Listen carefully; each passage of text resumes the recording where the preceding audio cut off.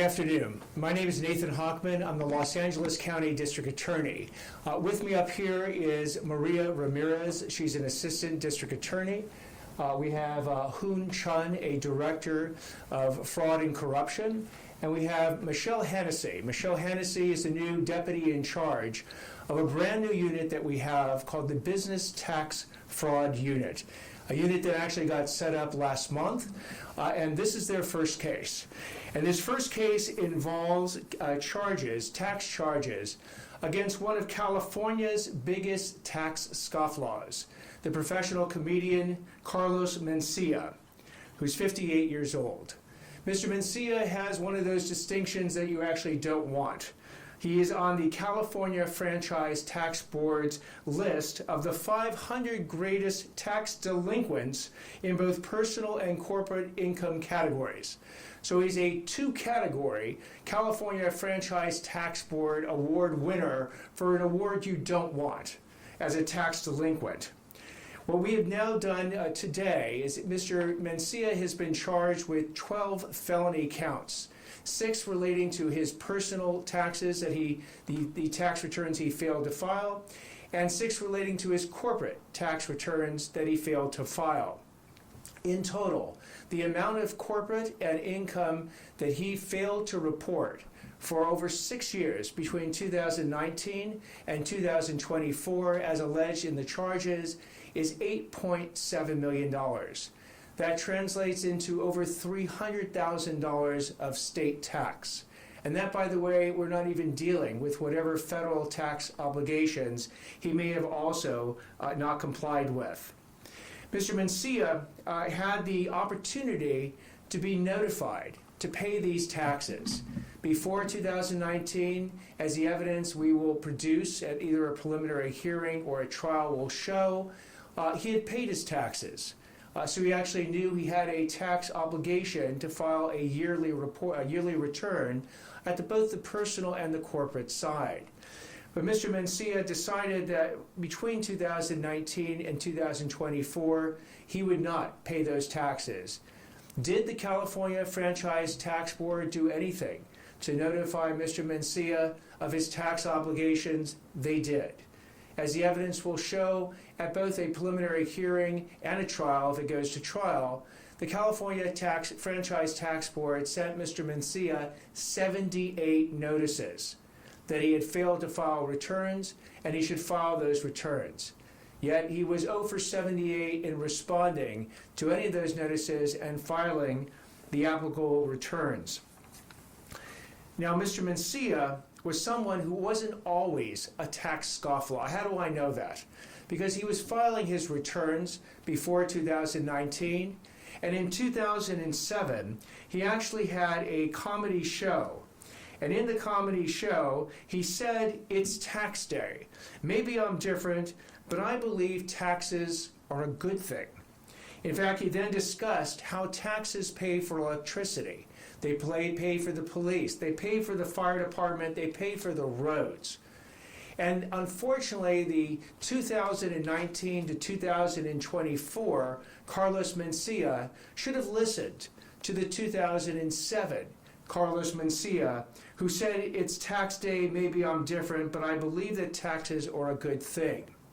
Unfortunately, during the 2019 to 2024 period, I am guessing that Mr. Mencia thought that taxes were maybe a laughing matter. But they're not a laughing matter. It's a matter of fairness. Because the people who attended Mr. Mencia's shows, who paid him the money that ultimately made up his income, that ultimately made up his taxes that he then failed to report and pay, these are hard-working individuals who are paying their taxes. Yet Mr. Mencia decided, for whatever his reasons were during this time period, that he didn't want to be part of the citizenry that wanted to pay for the price of democracy and police and fire and roads and utilities. In fact, you can go all the way back to John F. Kennedy. Back in the early 1960s, it said taxes are the price we pay for democracy. Yet when individuals like Mr. Mencia, as been alleged, decide that they are not going to pay that price, that burden falls on everyone else, and that is unfair. We have decided in this office to set up the Business Tax Fraud Unit. It will be led, as I mentioned before, by one of our elite Deputy District Attorneys, Michelle Hennessy, one of the most experienced Deputy District Attorneys we have in our office. And she will be going after the businesses that have decided that they too don't want to pay their fair share. That any of the individuals who work with those businesses, whether they're officers, directors, shareholders, that they don't want to pay their fair share of taxes, they should understand that the Business Tax Fraud Unit will be coming after them as well. Now, Mr. Mencia will be looking, and I'm going to get the figure right here, at potentially, as far as jail time goes, if he is convicted of all 12 counts, over 10 years potentially in prison. In addition to having to pay all the taxes back. In addition, at some point, to having to pay the interest on the taxes that almost doubles the amount of tax he will then be owed. In addition to probably paying civil penalties. So the consequences for those out there who are running businesses and deciding either for their businesses or themselves that they're just not going to file the returns and they're going to hope against hope that nothing happens, we're here to tell you that those days are over. That we're actually going to come and prosecute these cases, and we're going to do it from here on out. Let me take I'm going to stop at this moment and take any questions anyone might have.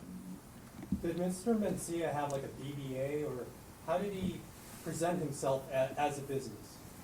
His business was called Nedlos Entertainment. It was a business that of the $8.7 million I had mentioned in both personal and corporate tax income that wasn't reported, $5.4 million of that was on the corporate side that went to Nedlos Entertainment.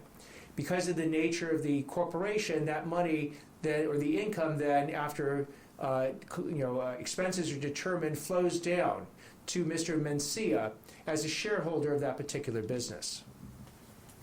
Any other questions? Yes. Is the reason that your office is handling this rather than federal law enforcement because this is specifically related to Mr. Mencia's state taxes? That's correct. So the Los Angeles County District Attorney's Office will be dealing with individuals in Los Angeles County who fail to pay their state income taxes or their state corporate, personal or corporate income taxes. We also are dealing with all the other range of taxes that come from corporations. Those are all the different payroll taxes, whether that can also be sales tax. We'll be going after the sales tax scufflaws. We'll be going after workman comp situations where businesses fail to pay their fair share of workman's comp tax. So the tax environment in this state is such that it is designed to create a level playing field. So if you want to be a business and you want to operate in this state, we make it pretty clear what taxes you have to pay. If you are paying those taxes, you then look at the competitors who maybe are not paying those taxes, and you're saying that this is unfair. If I have to pay the tax legitimately, so too should they pay their legitimate taxes. That's where a district attorney's office will come in. We will go after the people who have decided to obtain an unfair advantage in this process by not paying their taxes. We're going to go after the individuals that are running those corporations who think, well, I can go ahead and save on the state level at the maximum tax rate 13%, and that gives me a 13% advantage, or if at the corporate level even higher than that, over my competitors. We're going to go after that unfair advantage by bringing criminal prosecutions against people who violate criminally our state tax laws. Has Yes. Mr. Mencia had issues before similar to this? And also, is this an arrestable offense? Was he taken into custody? And if there's a timeline as to preliminary hearings, things along that line? Mr. Mencia it is an arrestable offense. These are felony offenses. He was actually arrested today. He remains in custody as we speak. An arraignment we anticipate being set for this Monday in Van Nuys Court in Department 30, and bail has been set at $250,000. talk a little bit about the new business tax fraud unit and what it's going to bring to this case that maybe the office wasn't able to bring to a case before, or something like that, resources? So the business tax fraud unit will bring several things together. It'll bring the expertise of individuals in my office who have the expertise to prosecute sophisticated tax schemes. Because often in a sophisticated tax scheme, you have to follow the money. Following the money in the way people try to hide it nowadays is a bit of an art form, in addition to science. You have to be able to literally go from often one company to one trust company to LLCs. These LLCs can pop up anywhere in the nation, not just in California. They can even pop up anywhere in the world. So the sophistication to be able to follow the money is incredibly important. Also, we're working with the Franchise Tax Board. We'll be working with the Employment Development Department that deals with sales tax. We'll be working with and in conjunction with the IRS where appropriate to hopefully bring the joint resources to various cases. And again, often what we have found is that tax violations can be found in many different white-collar situations, and even in situations involving violence, extortion, and gang activity. It's not lost on us that the violation that took down Al Capone way back when was not the FBI, and it wasn't a murder prosecution, it was a tax case. The violation that took down other individuals over the last, call it 70 or 80 years, often wasn't the most aggravated violation that they might have been able to not build a case on, it was the tax case.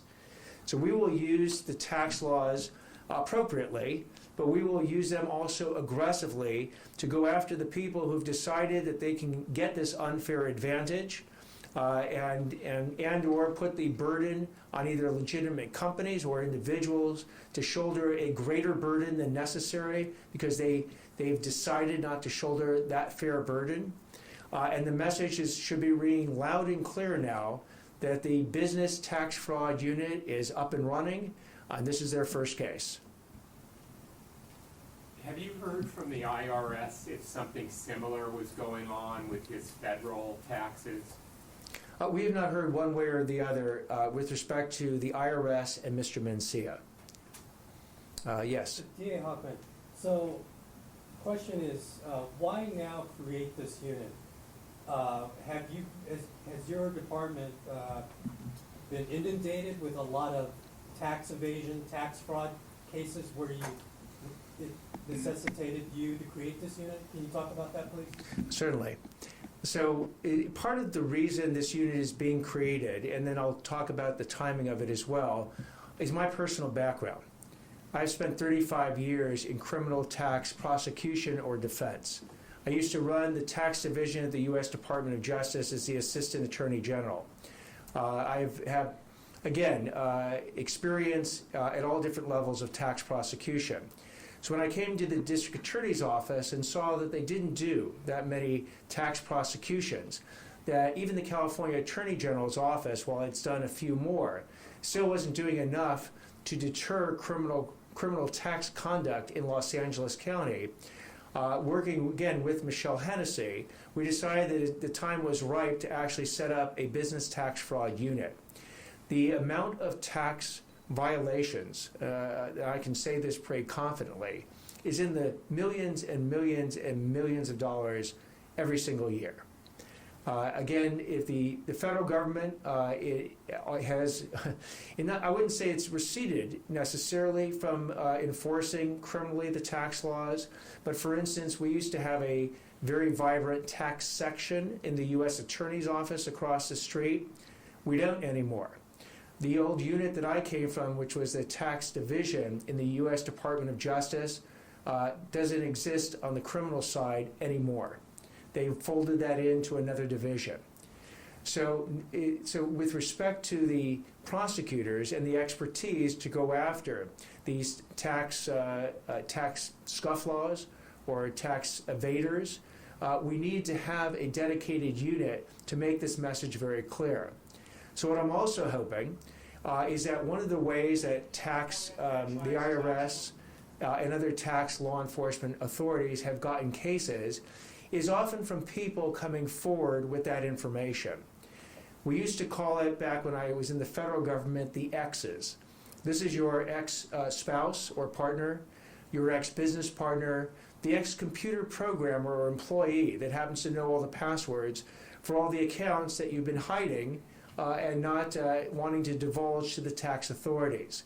Now that we are open for business, we ask everyone in LA County who knows of anybody else who is not paying their fair share of taxes and not filing returns or filing false returns to come forward with that information. We will take that information, we'll certainly look at it, and where appropriate, we'll proceed on that information. Thank you. Well, I just have one last question. Can you go into a little more on the arrest? Was it in California? Was that at his home? Was there any kind of incident? I will actually defer to Ms. Hennessy on this one if she knows. Mr. Mencia was arrested about 7:05 a.m. this morning at his home in Encino. Very good. Any other questions? All right. Thank you all very much for coming.